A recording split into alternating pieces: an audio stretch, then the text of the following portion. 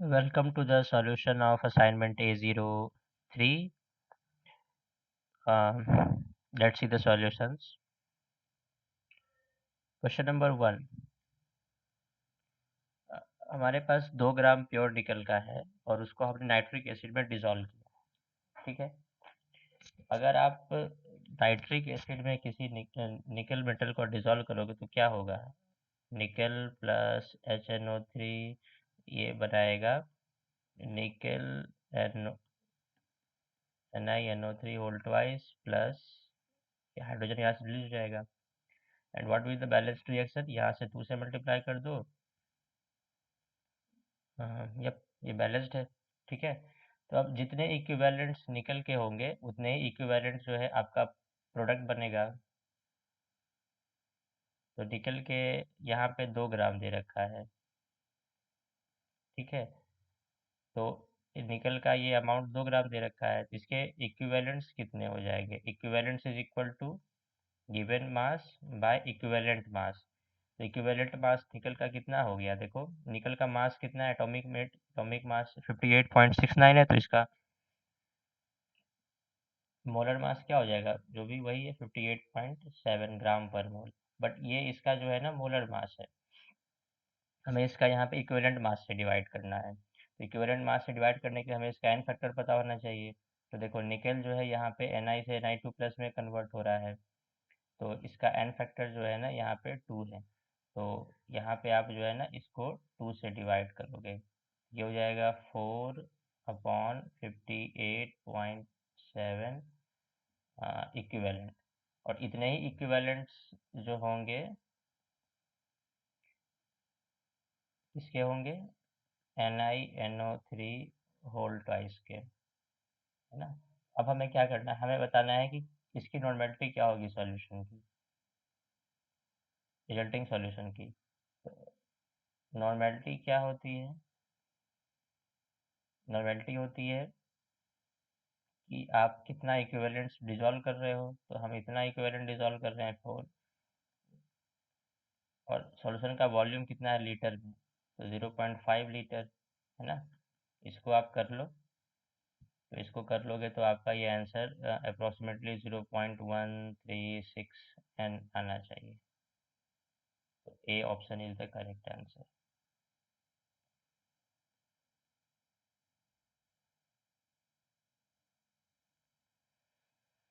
Second question है कि आपके पास एक सैंपल है सैंपल है जिसमें कि क्लोरीन प्रेजेंट है।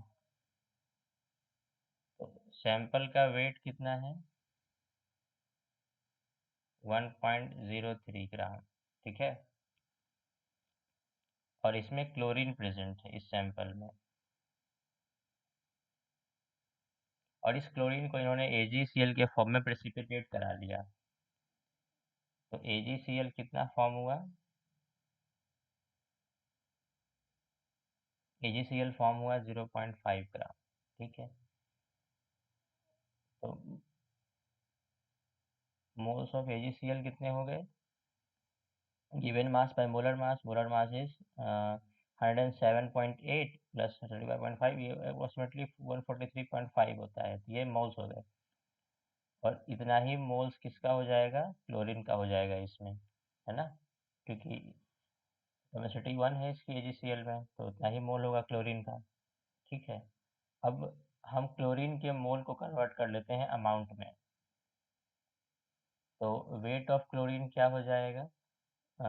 मोल्स इनटू मोलर मास, है ना। तो ये इसके मोल्स हो गए क्लोरीन के, और इसका मोलर मास कितना है? 35.5 है क्लोरीन का, तो ये इसका वेट हो गया। तो परसेंटेज ऑफ क्लोरीन कितना हो जाएगा इन सैंपल के वेट को? आप 143.5 को डिवाइड कर लो किससे? वेट ऑफ सैंपल से, 1.03 ग्राम इंटू 100%। ये अप्रोक्सीमेटली आपका जो है ना 12% आना चाहिए। Option B is the correct answer.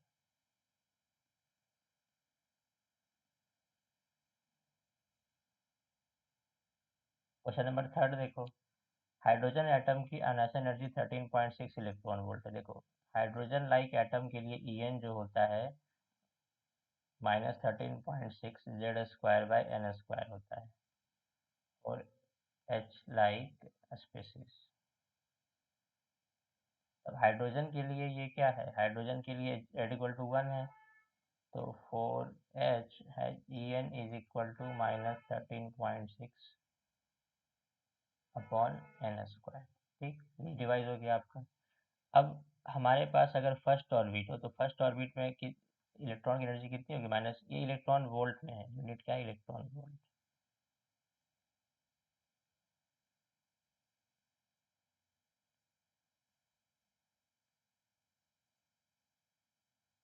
ठीक है, तो ये -13.6 इलेक्ट्रॉन वोल्ट है।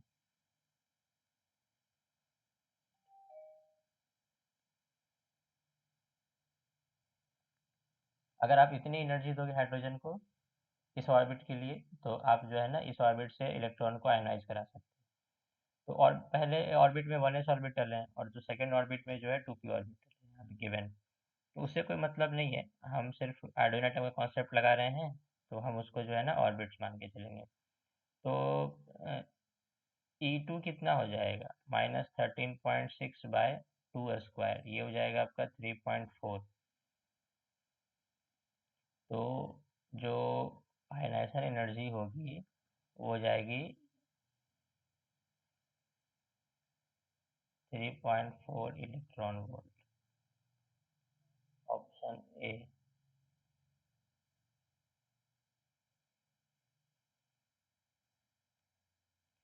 देखो, क्वेश्चन नंबर 4 में पूछ रहा है कि आपके पास इंटरनल एनर्जी दिखेगी, तो ये किसका फंक्शन होगा। तो अगर इस तरह के क्वेश्चन आते हैं तो आप कैसे बताओगे, तो सबसे पहले तो आप ये वाला चीज़ याद रखो हमेशा,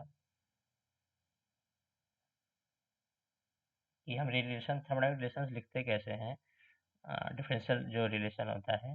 तो यहाँ पे देखो, good physicist have studied under very fine teachers, है ना। अब मान लो हमें डी यू लिखना है यहाँ से, तो हम यहाँ से डी यू कैसे लिखेंगे, देखो,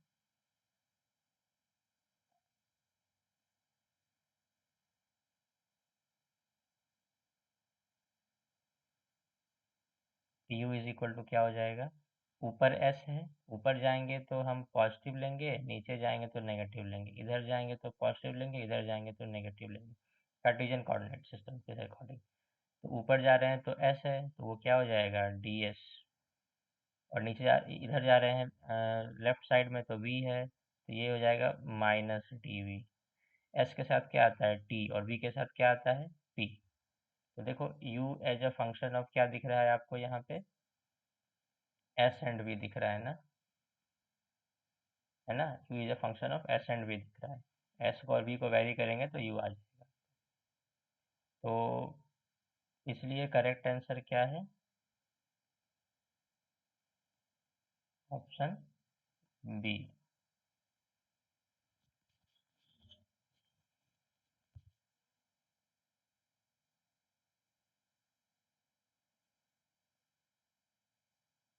क्वेश्चन नंबर 5 देखो, एक मेटल सरफेस है, उसको इरेडिएट किया गया है किसी फ्रीक्वेंसी से, लाइट की किसी फ्रीक्वेंसी से, ठीक है। तो देखो, जब भी हम रेडिएशन करते हैं इस तरह से किसी मेटल सरफेस पे, फोटो इलेक्ट्रिक इफेक्ट है। तो एच न्यू, मान लो फोटोन की एनर्जी इंसिडेंट हो रही है, तो वो पहले जो है वर्क फंक्शन को ओवरकम करेगी, ठीक है। उसके बाद वो जो बचा खुचा एनर्जी है वो काइनेटिक एनर्जी में कन्वर्ट हो जाएगा इलेक्ट्रॉन के। यही तो है Einstein equation for photo electric effect, ठीक है। अब आपका क्या गिवन है, आपको वर्क फंक्शन गिवन है, यानी कि ये वाला पार्ट आपको गिवन है, ठीक है। और फ्रीक्वेंसी जो इंसिडेंट हो रही है ये वाला गिवन है, यानी कि आपको ये भी गिवन है। आपको के ई मैक्स निकालना है, और जितना के ई मैक्स होगा मतलब उतनी एनर्जी है इलेक्ट्रॉन के पास, और अगर उतना ही आपने अपोजिंग पोटेंशियल लगाया तो आप इलेक्ट्रॉन को रोक पाओगे,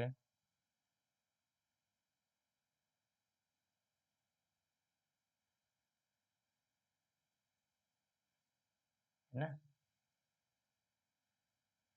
तो देखो न्यू कितना गिवन है आपके पास, न्यू गिवन है 2 × 10⁻15, ये h हो गया,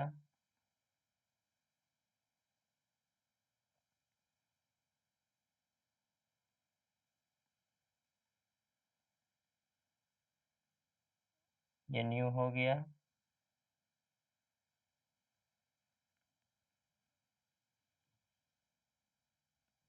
और ये वर्क फंक्शन दिया गया 6 इलेक्ट्रॉन वोल्ट। तो ये इलेक्ट्रॉन वोल्ट में दिया है, तो इसको भी इलेक्ट्रॉन वोल्ट में कन्वर्ट कर लो।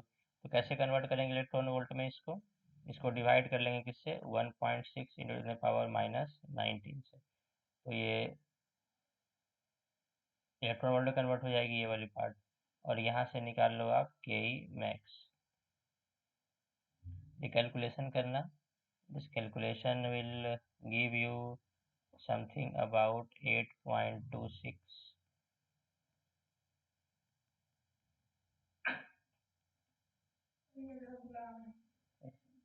This will be Ke max Rx.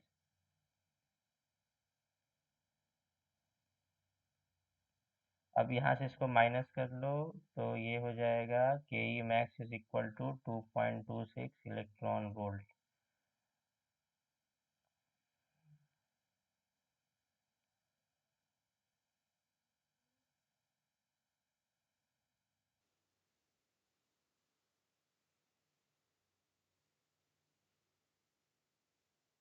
तो अब यहाँ से क्या करेंगे हम लोग, अब हमें इतनी पोटेंशियल निकालनी है जो इसको स्टॉप करने में लगेगी।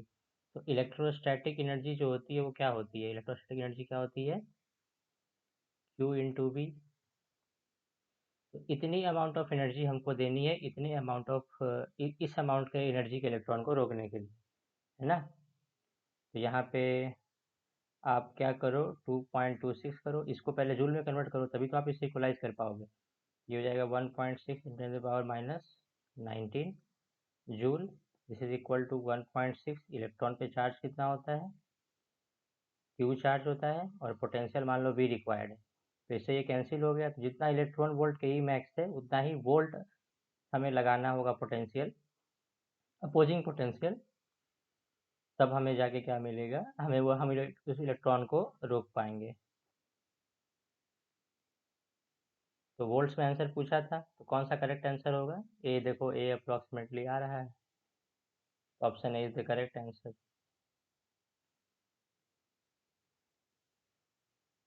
अब नेक्स्ट क्वेश्चन करते हैं। हमारे पास कार्बन मोनोऑक्साइड का मॉलिक्यूल है और वो एब्जॉर्ब कर रहा है इतना फ्रीक्वेंसी, हमें फोर्स कांस्टेंट निकालना है इसके बॉन्ड का। देखो, तो आपको पता है कि न्यू इज इक्वल टू क्या होता है, 1/2 पाई अंडर रूट के बाय म्यू, जहाँ म्यू रेड्यूस मास है। तो म्यू क्या हो जाएगा, आप M1 M2 क्या हो जाएगा, 12 + 16/28। तो ये समथिंग आ जाएगा 48/7, है ना, 48/7। बट ये एटॉमिक मास यूनिट यू के टर्म में आ रहा है, क्योंकि आपने देखो यहाँ पे यू वाली यूनिट रखी है। तो आपको इस म्यू को कन्वर्ट करना पड़ेगा केजी में। देखो हमें के रिक्वायर्ड न्यूटन पर मीटर में, जो कि एसआई यूनिट है के का। तो आपको सारे यूनिट्स यहाँ पे क्या रखने हैं, एसआई में रखने हैं, तभी जाके आप के निकाल पाओगे न्यूटन पर मीटर में। तो आप म्यू को यहाँ पे क्या करो ना, ये गलती सब लोग कर रहे हैं सॉल्यूशंस में। आप म्यू को क्या करो, म्यू को आप कन्वर्ट करो एसआई यूनिट्स में। तो ये क्या हो जाएगा, 1 यू में कितना होता है, 1.6 × 10⁻27 केजी होता है। तो देखो हमने म्यू को केजी में कन्वर्ट कर लिया। अब जो है आप यहाँ से न्यू निकाल दो, तो न्यू स्क्वायर क्या हो जाएगा, 1/4 pi square K by mu, this implies K is equal to mu square 4 pi square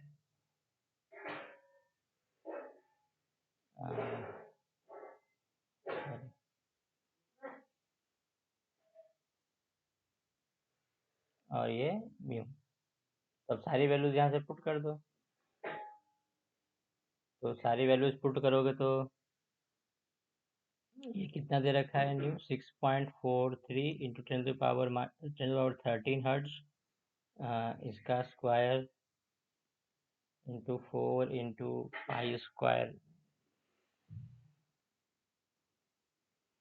और इंटू यहाँ से म्यू वाला वैल्यू पुट कर दो, है ना।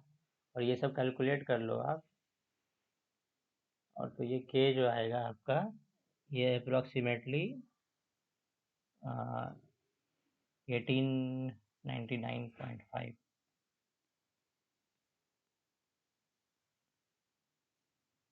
न्यूटन पर मीटर आएगा। तो option B is the correct answer. Next question देखते हैं। ये तो बहुत सिंपल है।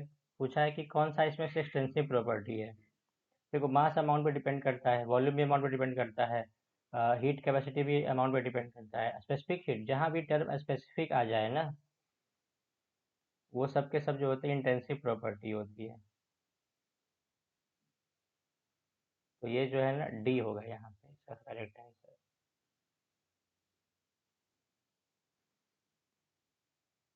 क्वेश्चन देखो 8। आपने क्या किया, एटम्स को अरेंज किया सिंपल क्यूबिक लैटिस में, ठीक है। तो मैं क्या करता हूँ,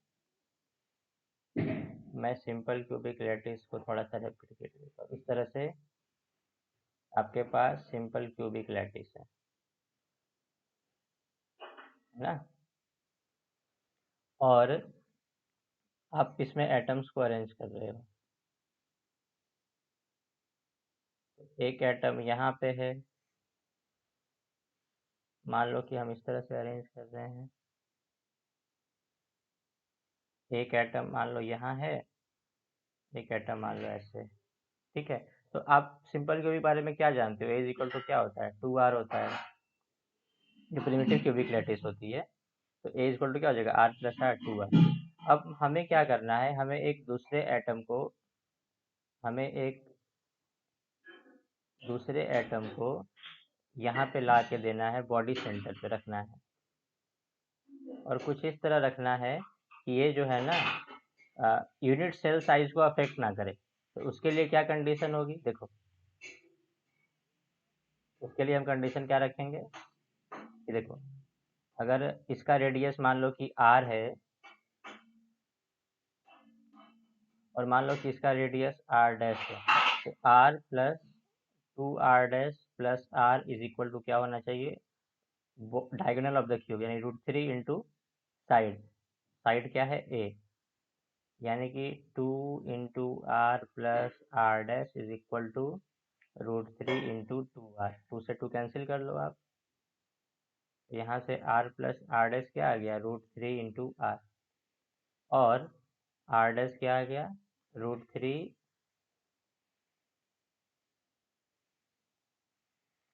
माइनस 1r। तो ये हो जाएगा R dash is equal to 0.732 into R. R क्या हो गया, 1.50 एंगस्ट्रॉम।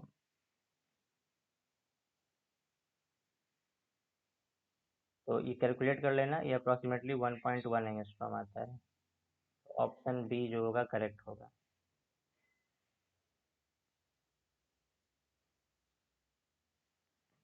क्वेश्चन नंबर 9 देखो, 9 भी सिंपल है कि एक वेवलेंथ है लाइट की जो एब्जॉर्ब हो रही है गैस के द्वारा, और 2 फोटॉन्स इमिट हो रहे हैं उसके बदले में। तो आप क्या करो, आप जो है इसमें एंगुलर मोमेंटम कंजर्व कर लो। लैम्डा इज इक्वल टू क्या होता है, h/p। तो मोमेंटम क्या हो जाएगा, h/लैम्डा। तो इनिशियल फोटोन की मोमेंटम क्या हो जाएगी, उसकी मोमेंटम हो जाएगी h/300 nm is equal to h/760 nm plus h/, मान लो कि ये x nm है। तो ये ऐसे, ये इक्वेशन बन जाएगी कंजर्वेशन ऑफ मोमेंटम की। यहाँ से आप जो है ना x निकाल दो, तो यहाँ से x आ जाएगा आपका 300 इंटू 760 अपॉन 760 माइनस 300, यानी ये हो जाएगा 460। इसको आप कैलकुलेट कर लेना, ये अप्रोक्सीमेटली 495 nm आएगा। क्या हो गया करेक्ट आंसर। Option A.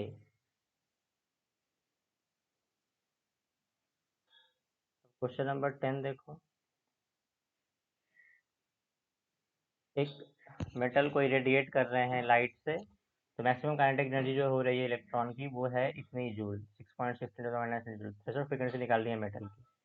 देखो ये भी फोटोइलेक्ट्रिक इफेक्ट पे बेस्ड है। अगर आप H new amount of photon incident करा रहे हो तो ये जो है ना वर्क फंक्शन को ओवरकम करेगा पहले, और जो बची खुची एनर्जी है वो काइनेटिक एनर्जी में कन्वर्ट हो जाएगी। आइंस्टाइन्स रिलेशन है ये। तो यहाँ से आपको क्या निकालना है, न्यू नॉट निकालना है। तो एच न्यू माइनस के E max is equal to H nu naught. तो ये हो जाएगा 6.6 इंटू 10⁻⁻34। न्यू कितनी है, 2 इंटू 10⁻15 हर्ट्ज, माइनस के ई मैक्स कितना दिया है, 6.16 10⁻⁻19 joule.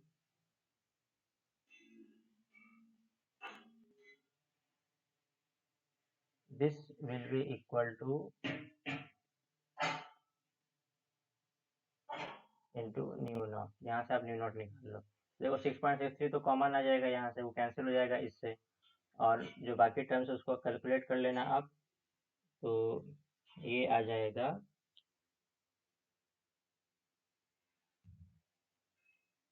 New naught is equal to 10⁻⁻19 into 2 minus this is 1 upon क्या रिमेनिंग रहेगा 10⁻⁻34 यहाँ वाला। तो ये कैलकुलेट करना, ये आ रहा है 1 इंटू 10⁻⁻15 हर्ट्ज। तो क्या करेक्ट आंसर है, option B.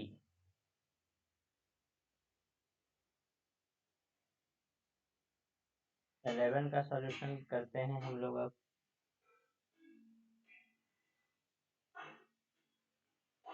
Eleven question number क्या कहता है, लॉन्गेस्ट वेवलेंथ क्या होगी लाइमन सीरीज में, है ना। तो लाइमन सीरीज होती क्या है, लाइमन सीरीज में हम क्या करते हैं, n इक्वल टू ये n इक्वल टू 1 है, इसमें जो भी ट्रांजिशन कराओगे हायर लेवल से वो लाइमन सीरीज में लाई करती है। तो ये n इक्वल टू 2 है, ये n इक्वल टू मान लो 3 है। तो देखो सबसे ज़्यादा एनर्जी क्या होगी, जितना डिफरेंस होगा एनर्जी डिफरेंस उतना ही ज़्यादा का वो एनर्जी होगा, मतलब न्यू फ्रीक्वेंसी ज़्यादा होगी। तो लॉन्गेस्ट वेवलेंथ तो यानी वेवलेंथ कम होगी, तो लॉन्गेस्ट वेवलेंथ आपको क्या होगा, सबसे कम वाली फ्रीक्वेंसी के लिए मिलेगा। तो ये जो ट्रांजिशन है आपको लॉन्गेस्ट वेवलेंथ देगी, है ना। तो ये आपको करना है। तो आपके पास अब पता है आपको n इज इक्वल टू कितना है, n1 is equal to 1, n2 is equal to 2। आप ये कैलकुलेट कर लो। अब वेवलेंथ के लिए क्या होता है, रिलेशन क्या जानते हो वेवलेंथ के लिए आप, देखो अगर आप नहीं भी जानते हो तो भी कैलकुलेट कर सकते हो। यहाँ पे ऐसे फार्मूला याद है तो फार्मूला से कर लेना, वो बहुत सिंपल हो जाएगा। बट अगर आपको मान लो नहीं याद है तो देखो, आप हमेशा एनर्जी वाला एक्सप्रेशन याद रखो कि 13.6 बाय एन स्क्वायर एनर्जी होता है। इसका 13.6 है, इसका जो है माइनस में, इसका -3.4 एनर्जी। एनर्जी डिफरेंस क्या हो जाएगा, डेल्टा ई, ये क्या हो जाएगा 10.2 ना, 10.2 इलेक्ट्रॉन वोल्ट। और यही एनर्जी डिफरेंस जो है ना एच न्यू में कन्वर्ट हो जाएगा, ठीक है। और यहाँ से आपको न्यू कैलकुलेट करना है, या फिर आप ऐसे कर लो, न्यू मत लिखो यहाँ पे 1hc/λ कर लो। तो आपको यहीं से क्या निकालना है, लैम्डा निकालना है। बस अब यूनिट का चक्कर है, आप जो है ना एससी वाले टर्म्स को कैसे पुट करते हो।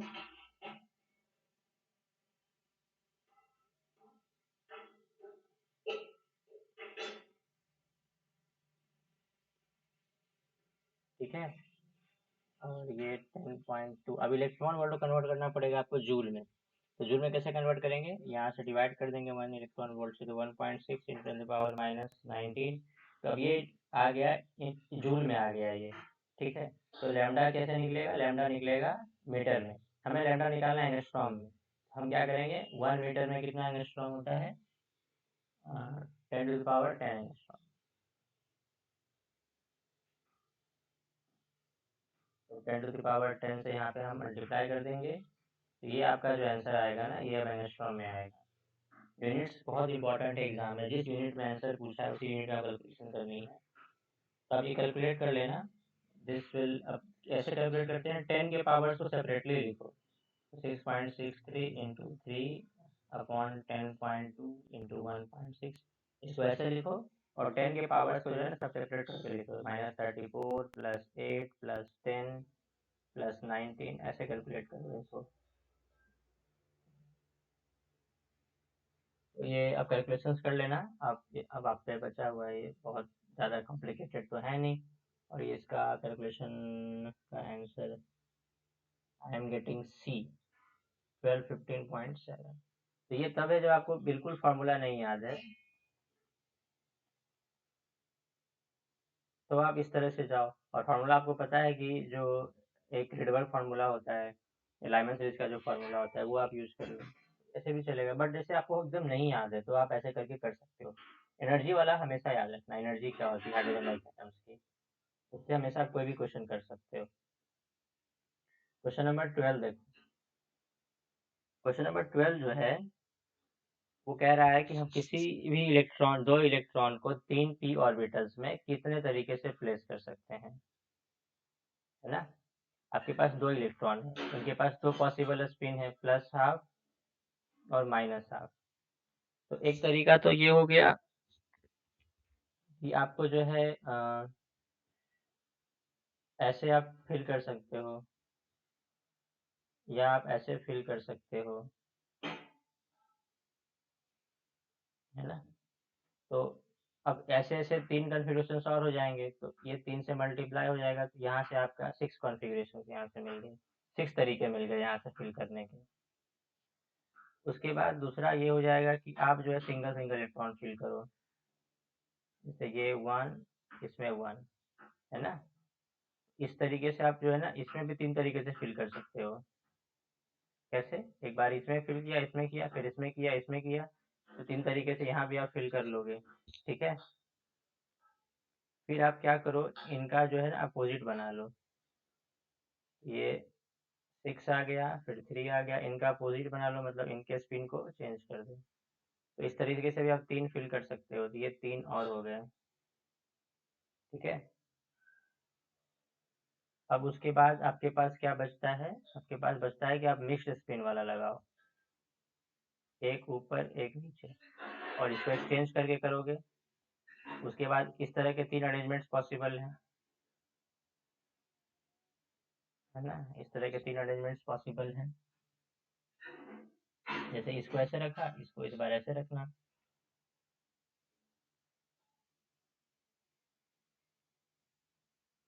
तो ये क्या हो जाएगा, ये यहाँ से कितने का टोटल कैलकुलेट करो, कितना हो गया यहाँ से। देखो सारे में मतलब कि समराइज कर देता हूँ। यहाँ से भी आपके पास 3 मिलेंगे और यहाँ से भी 3 मिलेंगे, तो ये 6 3 3, ये टोटल 18। देखो ये नंबर ऑफ माइक्रो स्टेट्स बिल्कुल भी नहीं है, माइक्रो स्टेट्स अगर पूछेगा तो मैक्सिमम 15 होगा, क्योंकि ये जो कन्फिग्रेशन आपको मिल रही है यहाँ से 3 ही मिलेगी, 6 नहीं मिलेगी, ठीक है। क्योंकि जो आप एक ही ऑर्बिटल में इलेक्ट्रॉन को फिल कर रहे हो, तो इस तरह करो या इस तरह करो, दोनों सेम कन्फिग्रेशन है, इस तरह करो या इस तरह करो, दोनों सेम कन्फिग्रेशन है, सेम अरेंजमेंट है। तो लेकिन परमुटेशंस डिफरेंट है। अगर आप जो है ना इसको मैथमेटिकली देखो इस क्वेश्चन को, तो ये दोनों दो तरीके हैं फिल करने के। हमसे तो सिर्फ ये पूछा गया है कि यहाँ पे जो है ना maximum number number of ways कितने हैं इसको प्लेस करने के, ठीक है। तो हमें और कुछ यहाँ पे सोचना ही नहीं है कि नंबर ऑफ वेज कितने हैं। सब में पॉलिश प्रिंसिपल फुलफिल हो रही है। पॉलिश प्रिंसिपल क्या कहता है कि जो आपके दो फर्मियंस की जो क्वांटम नंबर्स होंगी सारी की सारी सेम नहीं होगी, है ना। तो दो इलेक्ट्रॉन की यहाँ पे क्वांटम नंबर सारी सारी सेम नहीं, किसी भी कन्फिग्रेशन में आप देख लो सेम नहीं है, ठीक है। तो ये हो गया। तो एक पॉसिबल जो सारे के सारे हैं मैं वो लिख देता हूँ यहाँ पे।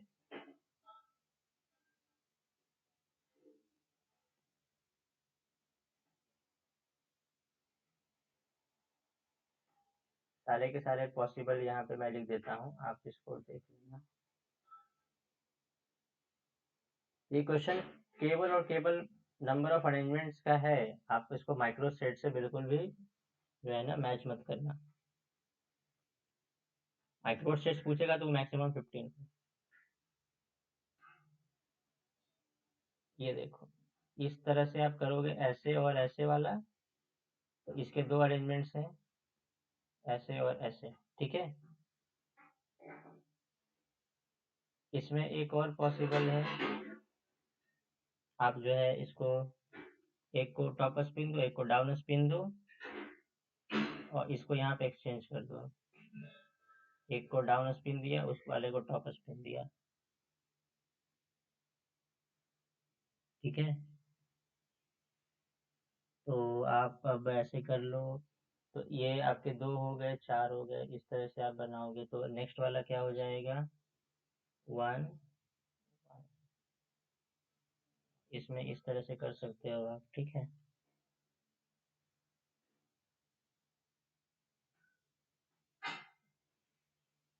उसके बाद इसको मिक्स्ड स्पिन कर दो, इसका मिक्स्ड स्पिन बना दो, तो ये और ये, इसमें उसका ठीक अपोजिट कर दो, ये और ये, है ना।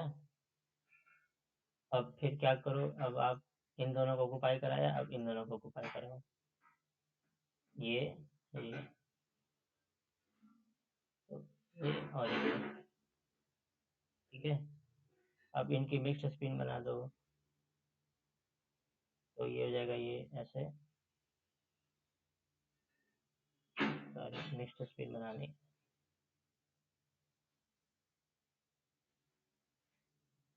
टॉप स्पिन डाउन स्पिन, और दूसरे में इसमें इसको डाउन स्पिन, इसको टॉप स्पिन कर दो, ठीक है। अब बच गए आपके सिर्फ दो वाले, है ना। तो एक में हम क्या कर रहे हैं,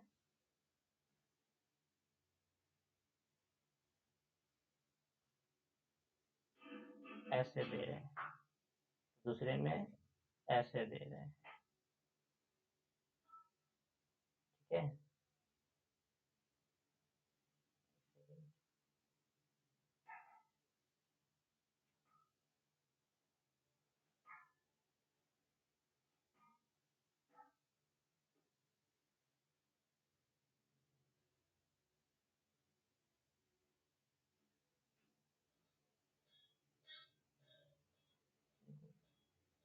इस तरीके से इसमें फिल करा, तो एक अरेंजमेंट तो ये भी पॉसिबल है। ये दोनों सेम ऑर्बिटल को रिप्रेजेंट कर रहे हैं और कोई डिफरेंस नहीं है, तो माइक्रोस्टेट्स में ये दोनों काउंट नहीं हो, माइक्रोस्टेट में बस ये वाला काउंट होगा, ये नहीं होगा। बट अगर हमें नंबर ऑफ वेज देखना है तो दो तरीके तो ऑब्वियस ही है ना, मैथमेटिकली तो दो वेज हैं यहाँ पे, हैं ही इसको अरेंज करने के, जो आप परमुटेशन जिस तरह आप पढ़ते हो। फिर अगर इसको इसी बॉक्स में फिल करो, तो इस बॉक्स में इसको ऐसे और ऐसे फिल कर सकते हो, और इस तरह इसको फिल करो तो ऐसे और ऐसे फिल कर सकते हो। तो ये टोटल नंबर ऑफ वेज आपके जो है ना 18 हो जाएंगे। बट इतना टाइम लगता नहीं इसको करने में, तो ये मैथमेटिकली देखा तो 18 करेक्ट आंसर है। 13।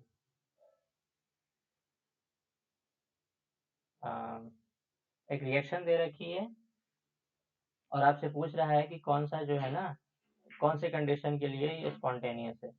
तो स्पॉन्टेनियस रिएक्शन के लिए आप क्या जानते हो, आपके पास डेल्टा जी पता है, delta H minus T delta S, आपको ये पता है। डेल्टा जी नेगेटिव होनी चाहिए, तो आप इसमें से सारा ऑप्शन फिल करके देखो, ठीक है, कि कौन सा कंडीशन नेगेटिव आ रहा है। याद रखना कि ये जो है पहला वाला यूनिट है, डेल्टा एच जो है, ये है किलो जूल पर मोल में, और डेल्टा एस जूल पर मोल में है, तो ये ध्यान रखना। और टेम्परेचर 27 डिग्री सेल्सियस है, टेम्परेचर कितना है 300 केल्विन। तो ये देखो, बहुत सारे ऑप्शन तो ऐसे ही कट जाएंगे जहाँ डेल्टा जी पॉजिटिव आ जाएगा। अगर आप डेल्टा एच को 0 लेते हो और इसको लेते हो नेगेटिव, तो ये नेगेटिव नेगेटिव पॉजिटिव, तो ए तो ऐसे ही नहीं होगा क्योंकि ये डेल्टा जी पॉजिटिव हो गई इसके लिए। इसी तरह से बी को देखो, डी को देखो, डी सी भी ऐसे ही कट जाएगा। देखो डेल्टा एच को आपने कितना लिया, 70 किलो जूल लिया और ये नेगेटिव है, तो यहाँ फिर करके देखो तो डेल्टा जी पॉजिटिव आएगी। ऑप्शन नंबर बी को देखो,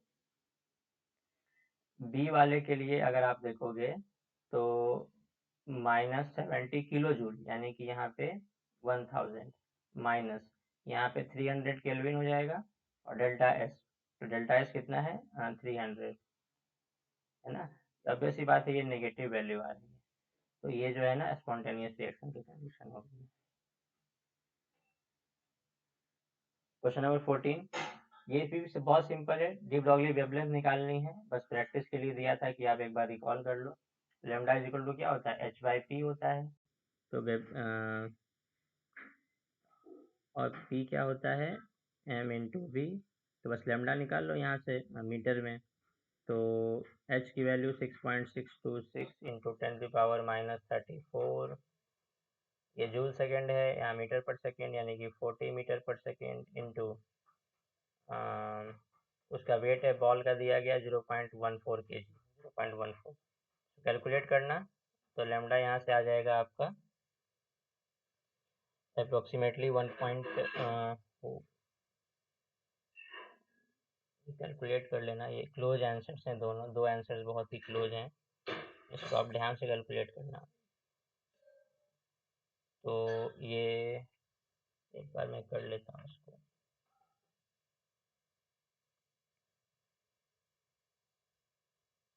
6.626 डिवाइडेड बाय 40, ये 1.18 10⁻34 के करीब आ रही है, यानी कि ये 1.2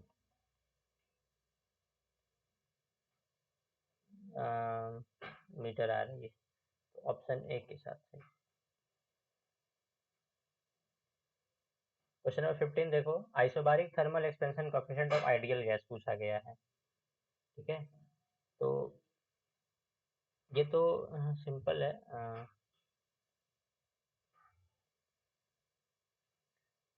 देखो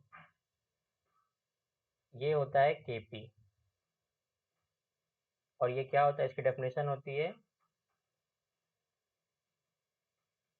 वॉल्यूम में कितना चेंज आ रहा है टेम्परेचर के साथ ना, del V upon del T at constant P, isobaric है तो कांस्टेंट पी, और इसको 1/v से डिवाइड कर देते हैं। और आप आइडियल गैस के लिए जानते हो Pv इक्वल टू क्या होता है, nRT होता है, और V is equal to nRT by P, यहाँ से del V by del T निकाल लो कांस्टेंट पी पे, तो ये क्या हो जाएगा nr बाई पी, तो nr बाई पी फिल कर दो, 1/v nr बाई पी, ठीक है। तो nr बाई पी भी करेंगे तो कितना हो जाएगा, ये 1/t हो जाएगा, तो Kp क्या हो गया आइडियल गैस के लिए 1/t।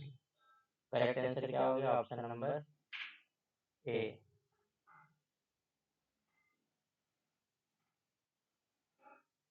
क्वेश्चन नंबर 16 देखो, इक्विलिब्रियम कांस्टेंट दे रखी है गैस फेज रिएक्शन की और उसकी डेल्टा एच पूछा है, तो इसमें आपको कौन सा फॉर्मूला यूज करना है, कौन सा कॉन्सेप्ट रिकॉल हो रहा है, तो वन टॉप इक्वेशन आपको याद होगा, ln k2/k1 is equal to delta H by R 1/t1 minus 1/t2, ये कॉन्सेप्ट आपका यहाँ पे यूज हो रहा है, वन टॉप इक्वेशन ln 3/2 आप जो है लॉग में रखो तो 2.303 वाला टर्म आ जाएगा, और यहाँ से आपको डेल्टा एच निकालना है, और आंसर पूछा है आपका, देखो आंसर में किलो कैलोरी पर मोल है, ठीक है, तो उसके टर्म्स में अगर यहाँ पे लिखोगे तो कैलोरी के टर्म्स में आर की वैल्यू जो होती है 2 के अप्रॉक्स होती है, ठीक है, अप्रॉक्सीमेटली 2 होती है, और 1/t1 यानी 1/400 माइनस 1/500, तो यहाँ से आप जो है ना ये निकाल देना डेल्टा एच। ये कैलोरी के टर्म में आएगी, लेकिन हमें क्या चाहिए, हमें किलो कैलोरी के टर्म चाहिए। तो ये हो जाएगा आपका 500, हाँ, इसको कैलकुलेट कर लो आप। ये हो जाएगा,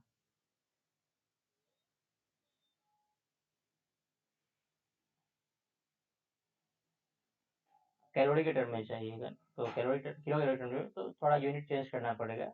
अभी हम इसको कर लेते हैं, 500 माइनस 400 अपॉन 400 इंटू 500। तो डेल्टा एच क्या हो गया, delta H equal to 2 into ln 3/2 into, ये वैल्यू यहाँ से हटाएंगे तो 100 हो गया, ऊपर जो है यहाँ पे क्या आ गया 100।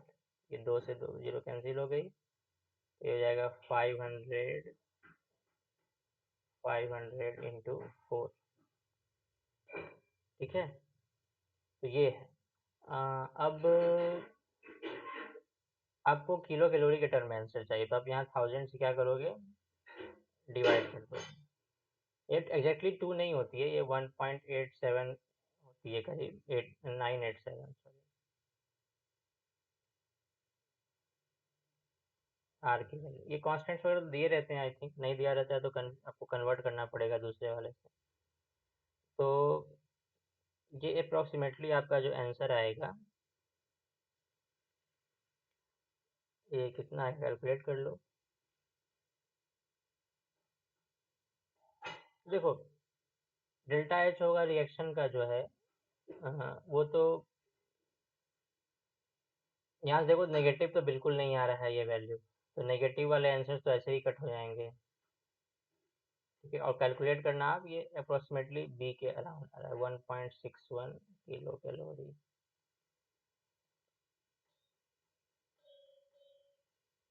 तो ये ऑप्शन क्या हो गया, ऑप्शन बी इज करेक्ट।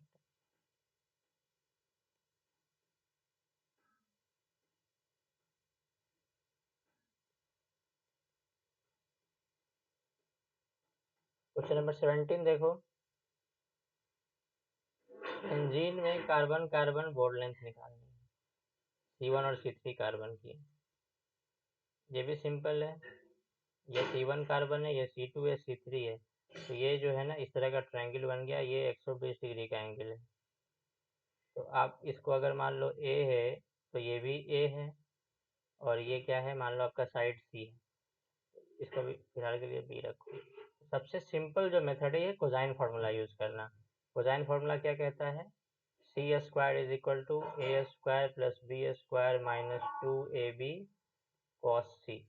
यहाँ पे सारी वैल्यू पुट कर दो, तो ये हो जाएगा सी स्क्वायर इज इक्वल टू, ये दोनों साइड्स तो भी इक्वल है, तो ए स्क्वायर प्लस ए स्क्वायर माइनस 2a² कॉस सी। 2a² कॉमन आ जाएगा, 1 माइनस कॉस सी, है ना। अब सारे यहाँ पे आप फिल करने शुरू करो, सारे ऑप्शन, सारे वैल्यूज। तो सी क्या हो जाएगा, √2 into A into √1 minus cos. This is approximately, cos C की वैल्यू कितनी होती है, 1 बाई माइनस कॉस सी की वैल्यू कितनी हो जाए, ये -1/2 हो जाएगी, तो ये √2 into A into 1 plus 1/2, cos C की वैल्यू -1/2 तो 1/2 हो जाएगी ये, तो √2 से रूट कैंसिल हो जाएगा, आपके पास बचेगा √3 इंटू ए, और ए दिया है 1.4 एंगस्ट्रॉम, तो यहाँ से आप सी निकाल लेना।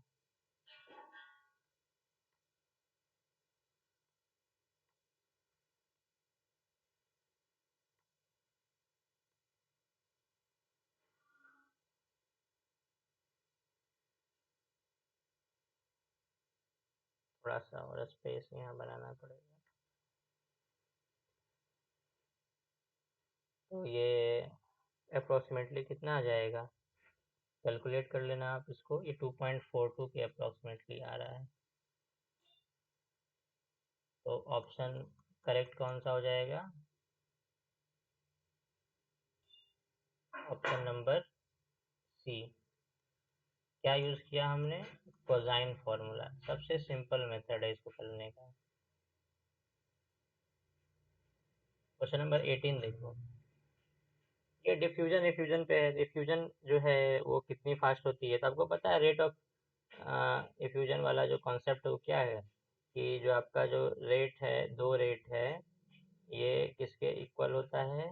m2/m1 के इक्वल होता है। यहाँ से आप कर लो 2.3 इंटू, मान लो कि ये रेट इसकी r है, ये रेट आपकी r दे रखी है, ये मान लो कि ये एक्स गैस का रेट है, तो वो 2.3 टाइम्स फास्टर है N2O4 के, और ये मान लो N2O4 की रेट है, तो N2O4 का मोलर मास कितना हो जाएगा? 92। और यहाँ से इसका मान लो मोलर मास x है, ये आप कैलकुलेट करो यहाँ से, तो दोनों साइड स्क्वायर कर देंगे।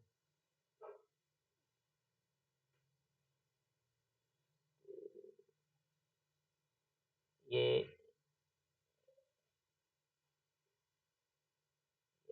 है ना, तो ये दोनों तो कैंसिल हो जाएगा, तो यहाँ बचेगा 2.3 का square is equal to 92/x। यहाँ से x निकाल लो आप, 92/2.3 का स्क्वायर, तो ये करीब करीब जो है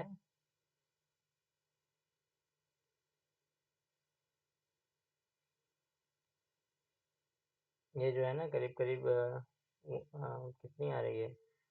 17 के अप्रॉक्स आती है। ठीक है, तो कौन सा गैस हो जाएगा 17 के एलिमेंट से, कौन सा पॉसिबल है? NH3 पॉसिबल है, तो ये ऑप्शन ए करेक्ट है। तो यहाँ से आपका डिफ्यूजन इफ्यूजन वाला जो फॉर्मूला है वो रिकॉल हो गया। Ideal gas del U by del V at constant T क्या होती है? करने के बहुत सारे मेथड, जो एग्जैक्ट मेथड है वो थोड़ा सा कॉम्प्लिकेटेड। देखो, आइडियल गैस की जब भी बात होती है ना, तब उसके लिए दो इक्वेशन हमेशा याद रखो, P V is equal to nRT and U is equal to CRT। C की वैल्यू नियरली 3/2 होती है, और अगर किसी गैस को आइडियल गैस की तरह बिहेव करा रहे हैं तो C की वैल्यू को वो चेंज करके दे देते हैं। ये न है, ये आइडियल गैस के लिए हमेशा आप याद रखो। तो आप del U by del V at constant T निकालोगे, तो आपका ऐसे भी क्या आएगा? यहाँ पे वी का टर्म तो है नहीं, तो जीरो हो जाएगा। मैंने ऐसा ही आंसर बता दिया इसका। और जो आपका मेथड है वो क्या है, कि आप जो del U by del V वाला कॉन्सेप्ट कहाँ से आता है वो निकालो। तो आपको पता है D U is equal to T D S minus P D V होता है। यहाँ से del U by del T निकाल, डेल वी निकालोगे कांस्टेंट टी, तो ये हो जाएगा T del S by del V at constant T minus P del V by del V, तो ये तो पी ही रह जाएगा। और del S by del V को जो है आप एक मैक्सवेल फार्मूला, मैक्सवेल रिलेशन से आप इसको जो है कन्वर्ट कर लोगे किसमें, तो ये हो जाएगा del P by del T at constant V. अब आप जो है ना ये कैलकुलेट करके यहाँ पुट करना, तो आइडियल गैस के लिए आप जो है यहाँ से निकाल के देखना, ये जीरो आएगा। ठीक है,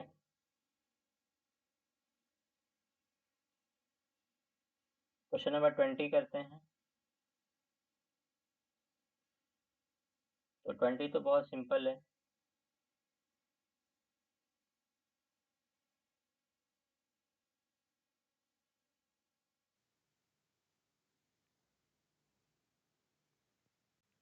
तो 20 सॉल्व करते हैं अब। तो 20 तो बहुत सिंपल है, सिंपल सा कॉन्सेप्ट यूज हो रहा है फर्स्ट ऑर्डर रिएक्शन का। एक्सप्रेशन क्या होता है फर्स्ट ऑर्डर रिएक्शन का? K is equal to 2.303 upon T log A0 by A0 minus X, है ना। और इसको तुम AT भी कह सकते हो। एट टाइम टी कंसंट्रेशन कितना है, यही तो कैलकुलेट करना है। तो यहाँ पे सारी वैल्यूज पुट कर दो। के आपको गिवन है, देखो यहाँ पे के गिवन है, और इनिशियल कंसंट्रेशन गिवन है, 4 आवर के बाद पूछता है टाइम गिवन है, तो सब पुट करेंगे। तो के की वैल्यू कितनी है 1.8 इंटू 10⁻⁵ पर सेकेंड। तो पर सेकेंड में टाइम को रखना पड़ेगा, तो टाइम को हम रखेंगे पर सेकेंड में, यानी ये टाइम को रखेंगे सेकेंड में। तो क्या हो जाएगा, ये 4 आवर है, तो 4 1 आवर में 3600 सेकेंड होता है, तो ये हो गया आपका टाइम सेकेंड में। लॉग ये दिया हुआ है आपका 0.3 और मान लो कि ये है x ना। तो यहाँ से आप जो है ये निकाल लो, 0.3/x कितना हो जाएगा,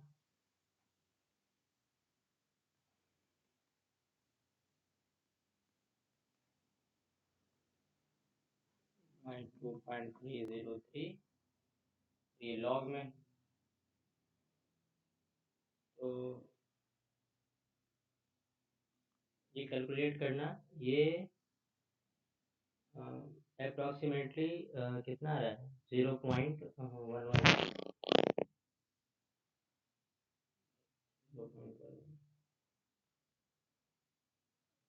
तो 0.3/x is equal to 10⁻0.11।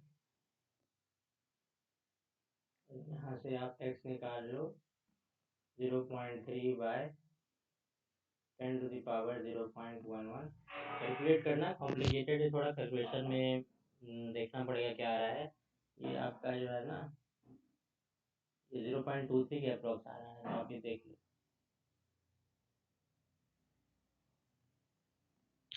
Option correct कौन सा है, option C. Second question 21 question देखो, ये तो बहुत सिंपल है। जो रेट है वो रिएक्शन का जो रेट है वो किस तरह प्रेशर पे डिपेंड कर रहा है वो दिया हुआ है, तो ऑर्डर बताना है। देखो जीरो ऑर्डर तो नहीं, क्योंकि रेट बदल रही है प्रेशर बदलने से, जीरो ऑर्डर तो नहीं है, तो ये तो कट गया। अगर फर्स्ट ऑर्डर होता है तो उसको लीनियरली बढ़ना पड़ता। अगर 2 टाइम्स कर रहे हो रेट को तो प्रेशर भी 2 टाइम्स, प्रेशर करो रेट भी 2 टाइम्स हो जाएगी, इस तरह से। तो वन फर्स्ट ऑर्डर भी नहीं है।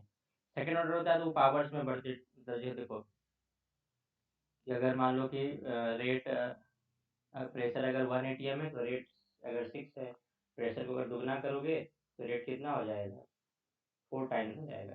ये 4 टाइम्स भी नहीं हो रहा है, तो ये भी नहीं है, तो करेक्ट आंसर तो 1.5 है। ये तो ऐसे ही आ गया कैलकुलेट करने के बिना कैलकुलेट किए आ गया। तो आप जो है ना इस तरह से 21 नंबर में बाय ऑप्शन जा सकते हो, ठीक है।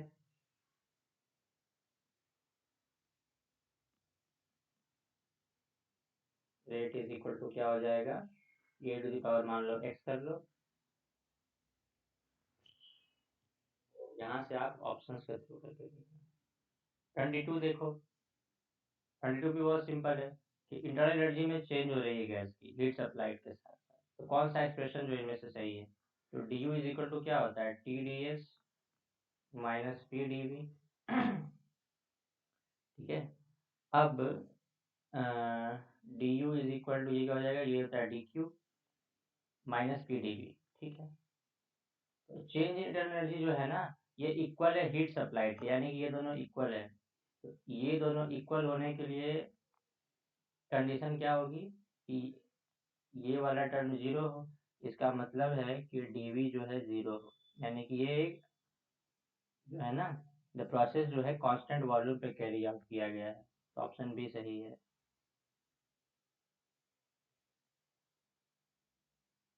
सिंपल था, कुछ करना था नहीं इसमें। Number of possible lines in the emission spectrum of hydrogen atom from principal quantum number level n equal to 7 to n equal to 3।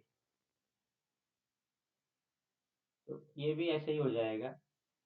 देखो भाई जो नंबर ऑफ लाइंस जो होती हैं,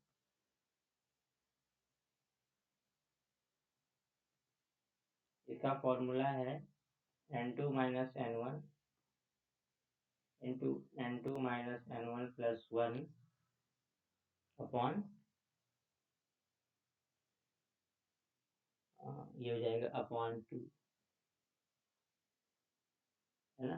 n2 इज इक्वल टू 7 और n3 इक्वल टू, तो 7 minus n2 equal n1 equal to 3 करो, 7 minus 3 plus 1, ये हो जाएगा 10।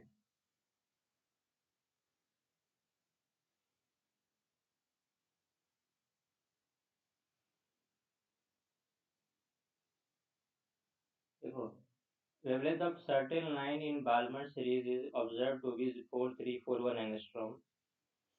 तो ये किस प्रिंसिपल क्वांटम नंबर से आया होगा? ठीक है, तो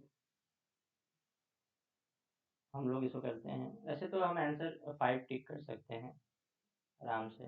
20, 15, 30, 10 सब अजीब आंसर्स हैं। 24 देखते हैं।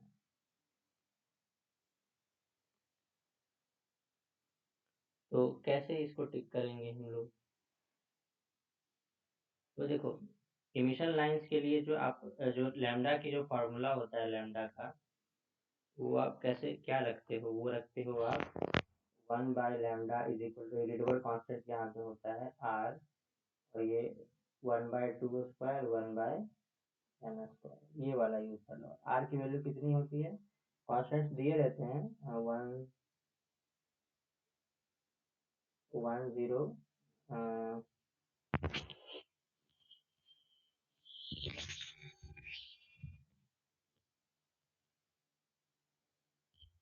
1 0 9 6 7 8 पर सेंटीमीटर। तो यहाँ से आपका लैम्डा सेंटीमीटर में आएगा, और हमें लैम्डा किस में चाहिए? हमें लैम्डा दिया गया है एंगस्ट्रॉम में। तो कैलकुलेट करते हैं फिर इसको। तो 1/4341 ये आ गया आपका सेंटीमीटर में, इज इक्वल टू 109678, और ये हो गया 1/4 माइनस 1/n²। और यहाँ से आप निकाल लेना n को।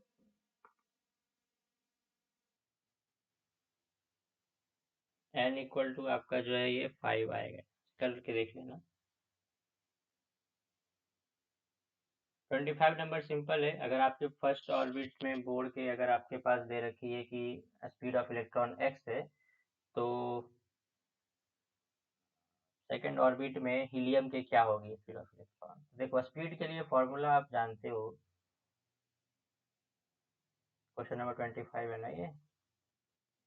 तो स्पीड के लिए आप फॉर्मूला जानते हो, v इज इक्वल टू होता है ये 2πe² अपॉन h। ये कांस्टेंट टर्म आता है, ये z/n। अगर ये कांस्टेंट नहीं भी याद है तो भी आपको ये पता होना चाहिए कि z से कैसे वेरी कर रहा है, n से कैसे वेरी कर रहा है। ठीक है, तो हाइड्रोजन एटम के लिए है, तो ये v इज इक्वल टू है x, z इक्वल टू 1 होता है, और n इक्वल टू 1 में गिवन है। अब आपको कैलकुलेट करना है v हीलियम के लिए। तो हीलियम के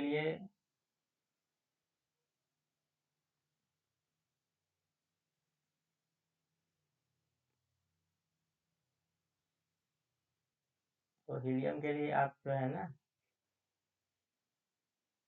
z इक्वल टू 2 पुट करोगे, n इक्वल टू 2 पे पूछा गया है, तो z/n की वैल्यू क्या हो गई? फिर से 1 हो गई। तो आपका जो v हीलियम जो है सेकेंड ऑर्बिट में, v क्या हो जाएगा? x ही रह जाएगा। b is the correct answer.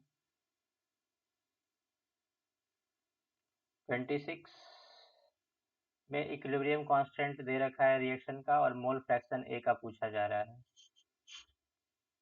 तो ये तो हो जाना चाहिए, आई थिंक ये भी सिंपल क्वेश्चन है। रिएक्शन दे रखी है A2 to 2A, और के इक्विलिब्रियम क्या हो जाएगा? A²/A2। ठीक है,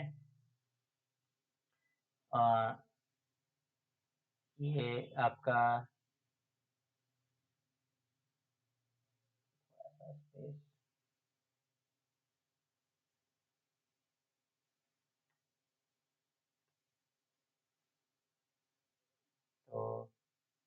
इनिशियली ये 1 है, ये 0 है, और इक्विलिब्रियम पे क्या हो जाएगा 1 माइनस एक्स, और ये हो जाएगा 2x। ये एक्सप्रेशन क्या हो जाएगा 4x² बाय 1 माइनस एक्स। और ये के इक्विलिब्रियम कितना दे रखा है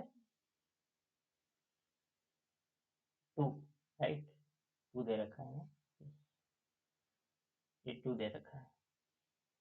आप यहाँ से x निकाल लो, तो x आप निकालना है यहाँ से, ये x आपका जो है ना 0.5 आ रहा है। इसको आप सॉल्व कर लो अलजेब्रिक एक्सप्रेशन बना के। तो अलजेब्रिक इक्वेशन की सॉल्यूशन जो होगी, तो मोलरिटी पूछी गई है सॉल्यूशन की ना, मोलरिटी क्या हो जाएगी तब, तो आपको क्या निकालना है,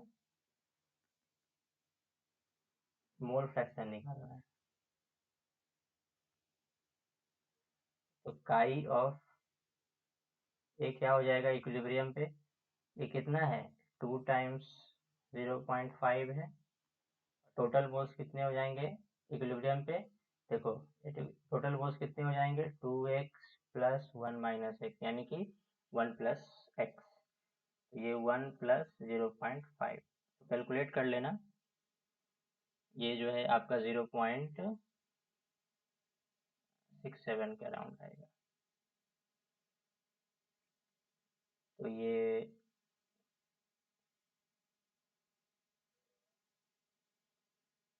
2 इंटू 0.5 बाय 1.5,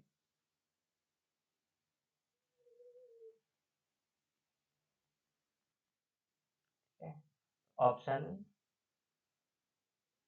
सी करेक्ट है।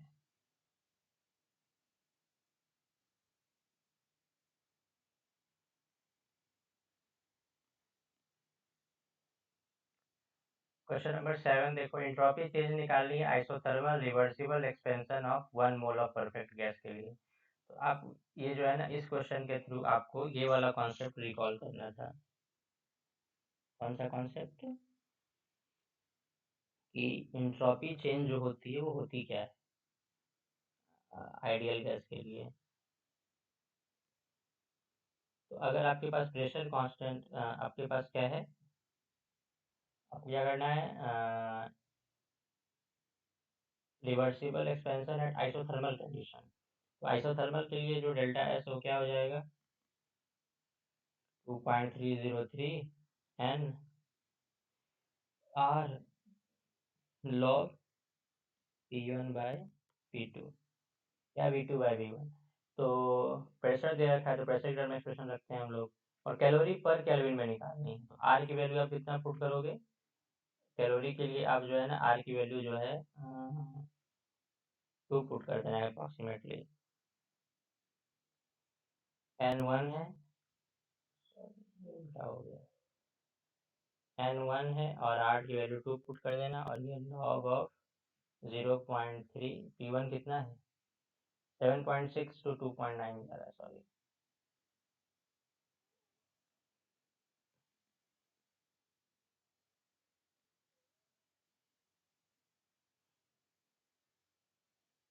सेवन पॉइंट 6.2.9, तो आप ये कैलकुलेट कर लो ये कितना आता है।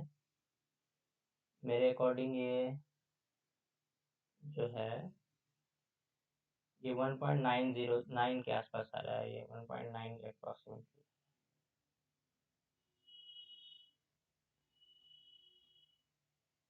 उसके बाद है 28, question number 28, gas phase reaction के लिए केसी दे रखी है, केपी निकालना है। ये भी बहुत सिंपल कॉन्सेप्ट है, 11th क्लास में ये चीज़ दी रहती है। 28 तो आपके पास केसी पता है,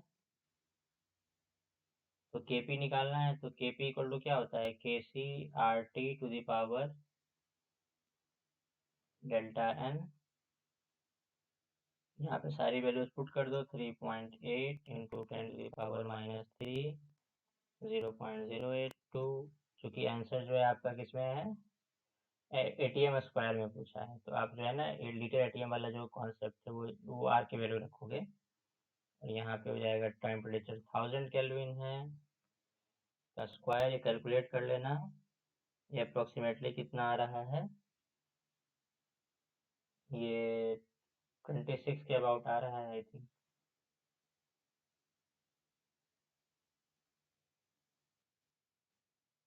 ठीक है, तो ऑप्शन कौन सा करेक्ट हो गया?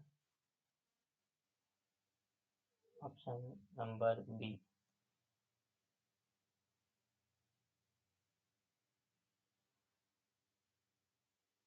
क्वेश्चन नंबर 29, एग्जैक्ट डिफरेंशियल कौन सा है इनमें से?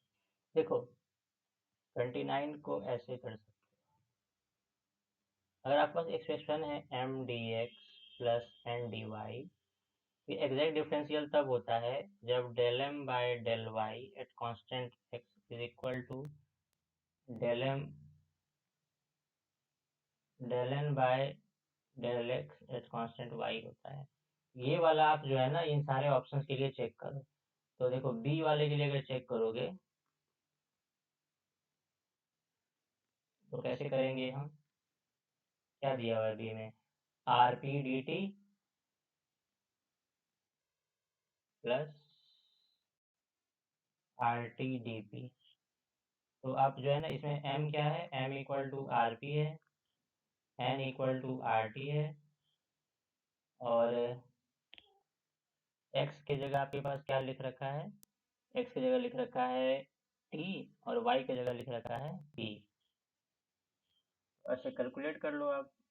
Del M by del Y at constant X is equal to del of R P by del of P at constant T, this is equal to R.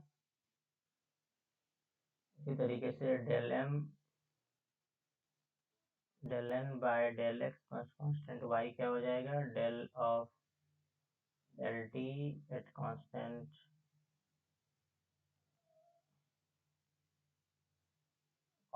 P,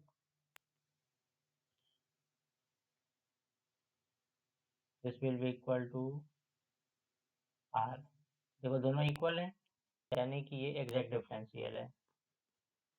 ये condition जो है for exact differential आपको पता होनी चाहिए, और इसी condition से जो है ना सारे मैक्सवेल रिलेशंस डिराइव किए जाते हैं। तो ये इसलिए एक हेल्दी एक्सरसाइज है कि आप इसके बारे में पता रखो। और क्वेश्चन नंबर